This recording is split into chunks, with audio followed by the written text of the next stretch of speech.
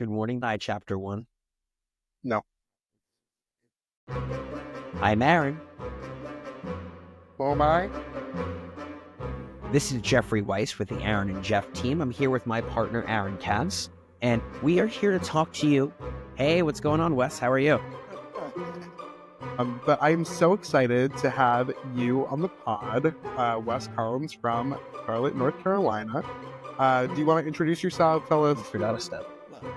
You're Aaron. So I didn't want to. You didn't want to do that. Yeah, I didn't want to do that. Yeah. So now you hit the recording. Cool. So good job. Cool. Great. So selfless, humble. They know who we are. Oh, You know. okay. No. Okay. Whatever. Next time, tell me so I'm not like standing here waiting. And I'm Jeff.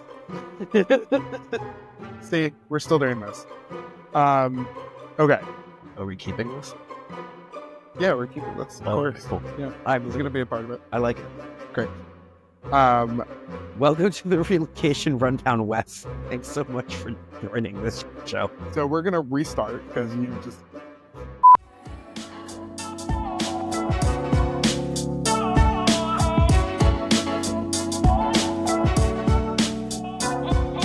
So we are so excited to have the fabulous Wes Collins from Charlotte, North Carolina.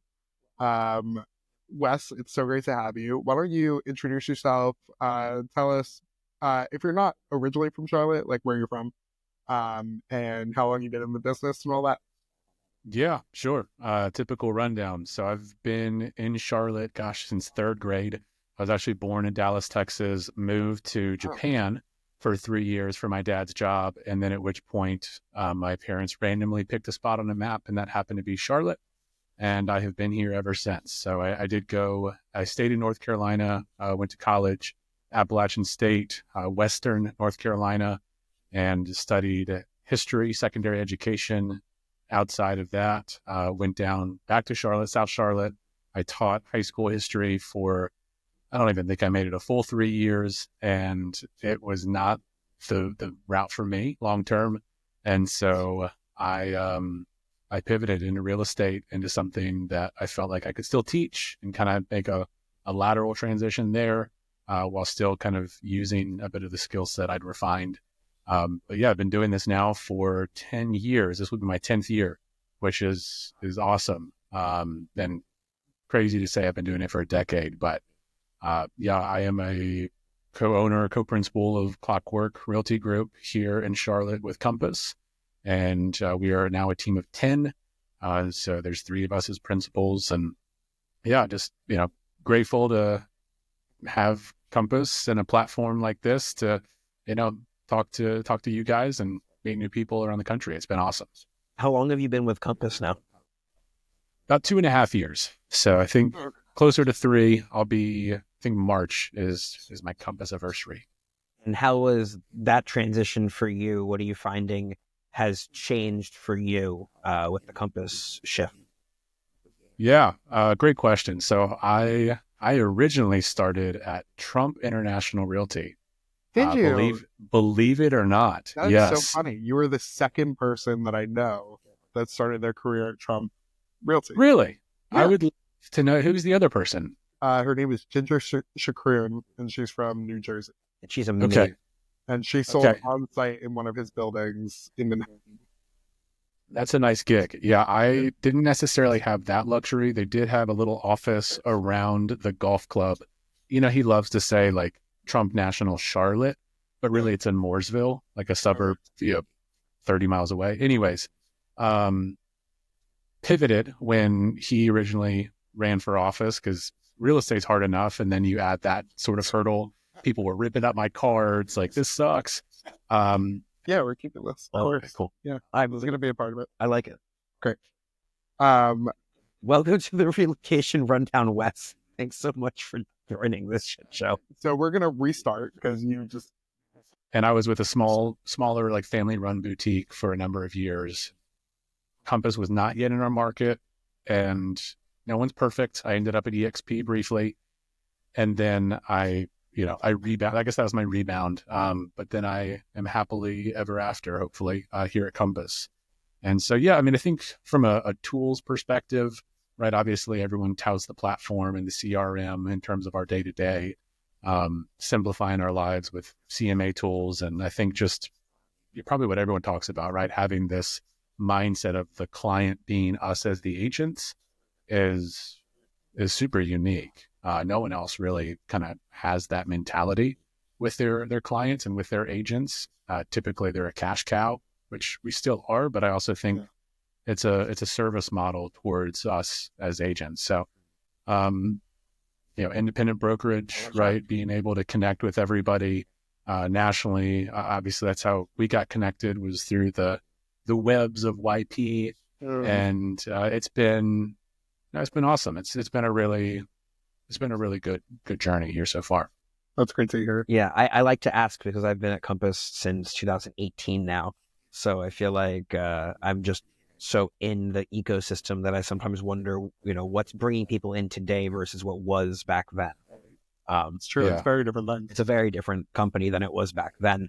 But let's talk a little more about Charlotte. Yeah, we know nothing about Charlotte. Yeah, So it's fun because most of these real estate rundowns, relocation rundowns that we've done, are talking about markets that we've been to, we know, we visited. I don't think I've ever been to Charlotte. we've been to North Carolina. Been to Raleigh. We've driven down the coast. I just never, Charlotte's never been there. I've been to Winston-Salem. Yeah. Yeah. So what do you love about Charlotte? Why do you live there? Why are people relocating there? Yeah. I mean, Charlotte as a whole, right? I think we're close to usurping someone for like the 16th largest city in the US. So we're up there, Wow. right? In terms of size. Right. Yeah. Which I won't say that. But sometimes size does matter. Okay. And so in terms of the city itself, it is great. I would say, a lot of the big draws, of course, people that we really get a lot of relocations from come from the Northeast. So, New York, of course, is really that largest banking financial hub. Charlotte's number 2 on the East Coast. And that's really a big draw. There's a lot of transitions within Bank of America and Wells Fargo there. But I think backing up before we get into specifics, Charlotte as a whole, you get 4 seasons, right? That's a novel idea. And a lot of these areas in the Northeast don't have that. You have, we like to tout 2 hours, hour and a half to the mountains, 3 hours to the sea. Really moderate climate. And it's a beautiful place. I mean, looks a little sad right now with our dead deciduous trees, as I see out here. But typically when they're budding in spring and everyone's suffering from the pollen, and then in the fall, you have people flock to the mountains to see the leaves changing. I mean, it really is just a beautiful, beautiful place. And so, growing up here, I actually didn't know if I was going to end up back in Charlotte. And I think realizing, and probably similar to other major cities, there are so many different places you can live, that you can really live in so many different ways. And I think, I grew up in one of the suburbs of Charlotte called Matthews, in the southeast part of Charlotte.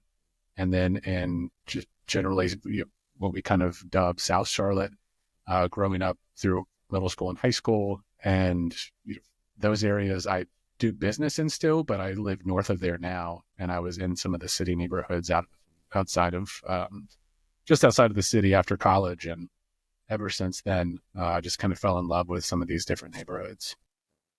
What is like the thing that brings people to the area for tourism, as opposed to just like the seasonality? Is there a big kind of draw in the area? Yeah, I mean, I think as far as tourism, we have a lot. A lot of big draws being NASCAR related. People could tout, right? You've got Concord, which is, you've got the Speedway up there. You've got rich history. Actually, a lot of Lake Norman. We have 2 major lakes in the Charlotte area. Lake Norman being on the north side, and then Lake Wylie being on the southeast. And then, I think other major draws, we've kind of turned into a nice foodie city. We had Johnson and Wales is oh gosh, what am I thinking? Basically, it's it's a cooking college. It's a culinary institute. Oh, There we go. yeah, we have Johnson and Wales. Well, we don't have it here, but there's another Johnson and Wales in Providence, Rhode Island, that a lot of my Okay. friends do, and Yeah, it's a and good, culinary hospitality school. Yeah. 100%. And it popped up, gosh, I want to say in the early 2000s. And then, strangely enough, uptown Charlotte or downtown Charlotte isn't really, in my mind, what people come to see. I mean, it's a beautiful skyline. If you want to go see some of our losing sports teams currently, you can go see the Panthers or the Hornets or who FC. They're successful. They were in the playoffs and they got a playoff dub. But I really think those are some of the main drivers of what's out there. And then I also think we're a major hub in terms of an airport. That's a big driver for a lot of people. Again, that with that relocation in mind, education, taxes. I think from a tourism standpoint, though, there's just a charm about what Charlotte has to offer that not a whole lot of large growing cities ever attained. Do you have that like Southern hospitality sort of charm, or are you not quite Southern feeling in North Carolina? I mean, you'll get the wave, right? Like people will get really shocked when you are driving, even in a neighborhood, like someone waves to you and you're like, what the hell's going on? I can't tell you how many people have been not even just deeply confused by what that wave means, by people walking down the street. No, not uptown, right? Like that's fast paced. People don't do that, but so don't do that. But I think if you're like in the neighborhoods driving around and letting someone pass, you go, it's all good. I would say, you definitely have the yes ma'ams and the yes sirs. And, I think there are different pockets where you probably have more of that Southern charm because maybe you have more natives of Charlotte, but it's definitely a mixed bag. I mean, we have 117 people moving to Charlotte every single day. And so you talk about just the sheer number of relocations. I mean, it is going to be kind of this melting pot. And that's really what it's become. But I think that's, again, adds kind of to the charm of it because we have people from everywhere. That really is demonstrated. I always laugh. Speaking of the Carolina Panthers, you go to any home game for the Carolina Panthers, and you will undoubtedly see more of the opponent's jerseys than the Carolina Panthers jerseys, just because it's a newer franchise in the grand scheme of things. Unfortunately, they've never really won much of anything outside of two, I would argue, maybe three solid seasons. And so you have these people that come from, of course, the Northeast. You've got Giants. I don't know why people are Jets fans, but then you also have, a lot of Redskins fans who were here long before the Panthers, Steelers. Everyone's a bandwagon Dallas fan. So it's anyways, I got off track. Sometimes the Panthers do that to me, but I would say that we have retained our Southern charm in a lot of ways. Good. Okay. What should people know about Charlotte before they move there or decide to relocate there? Like, what's the nuances of the market? Yeah. Great question. I mean, I think obviously we nationally have, everyone probably touts an inventory crisis, right? There's a pretty interesting chart, right? That if you look at population growth in Charlotte and you look at inventory, there's this widening gap, right? And so you basically are always going to have this ultimate need for inventory and for homes. And so we are a competitive, for the most part, seller's market. I would say this year, like into many other markets, we've seen a little bit of a slowdown. I mean, as far as inventory counts are concerned, lower inventory sales here than until the 90s, right? If you look all the way back. And so there's definitely some competitive dealings for sure. I would say since the election, I think there's just kind of this relief of the anxiety of the unknown. Yeah. And since that time, I would say we've people are getting ready. They're gearing up. They're ready to continue moving forward with their plans to buy, sell, whatever. Yeah, we're hearing that But pretty frequently across markets right now, I think. I'm feeling it myself in our business. I'm hearing it from colleagues who we co-broke with. I'm hearing it from agents in other markets we're talking to. I don't know if it's a relief from the unknown or if it's We know what we're expecting. a resignation to this is reality. It's time to make plans either way. Yeah, sure. So it'll be an interesting market next year, but like you said, inventory is not appearing out of thin air, so it's going to continue to likely be competitive. What's the inventory like though? Like what? Like, do you have a lot of townhouses, condos, single family homes, multifamily? Like, what are you dealing with? Yeah. So we have, I would say primarily, we have single family homes in the Charlotte area.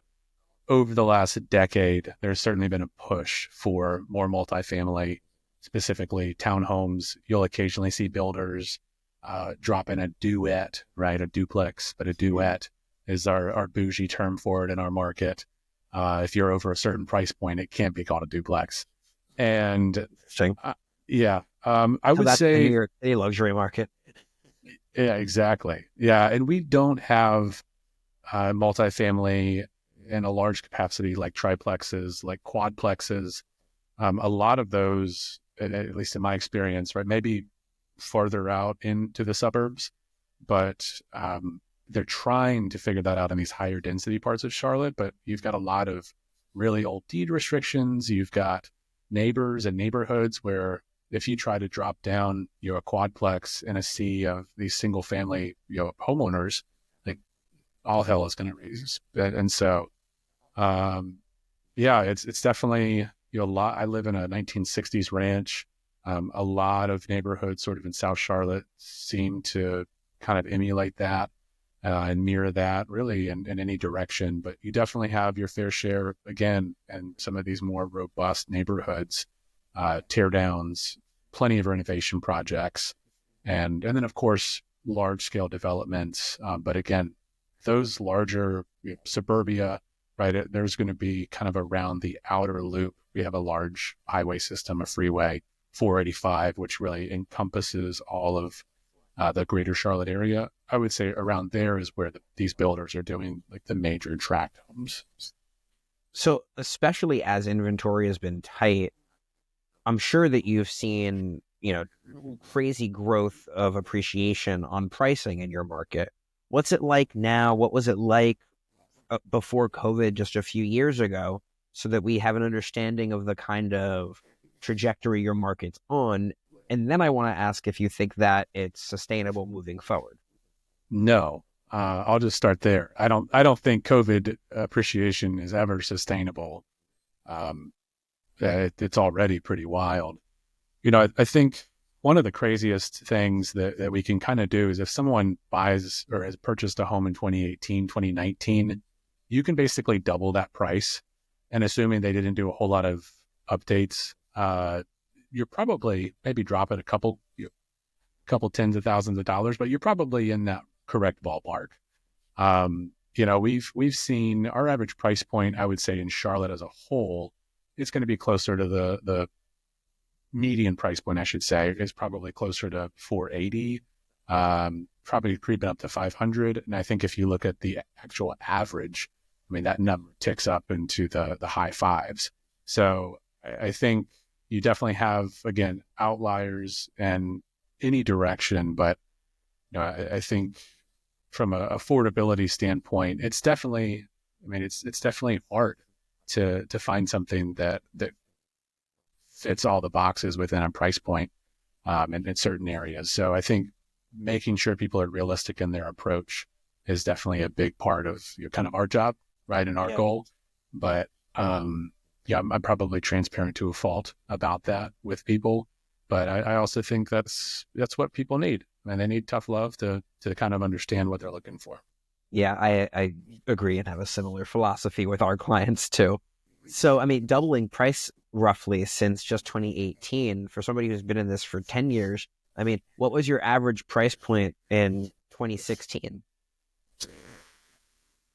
I was, it's funny, right? I think a lot of that too is really interesting because when you're in real estate, I'm a big ninja selling guy, right? So a lot of what I do is based on my sphere and who I know. And so here I was, a 25-year-old kid. I was a kid at 25 for sure. Yeah. So And yeah, I think so. And anyways, people were buying their first homes at $400,000. And so I think now, again, a decade later, you're starting to see those price points increase, and those are $600,000, $700,000, $800,000 now. And so, my average price point this year is probably around 650, 7. And so, it is difficult, I would even say as agents sometimes, for us to kind of digest that change and compute that change where, I'm used to driving through this one neighborhood that is, X.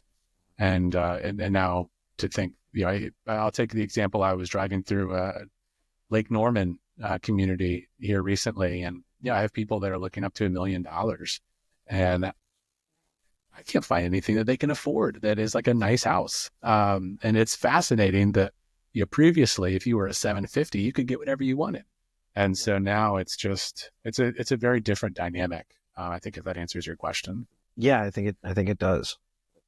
Can you tell us a success story that you've had with a relocation client of somebody who maybe didn't know much about Charlotte and you were able to show them and help them figure out where they should be? Yeah, I would say about a quarter of our business is through relocation, right? And wow, I think, cool. I think a big part of that is, you look at home prices here versus the Northeast, right? We're probably about 20% less than where you guys are at. I think taxes is like a really big change for us. I mean, I know the tax bills up there are gnarly. And then, I also think people coming from the West Coast, which is the example that I'll use.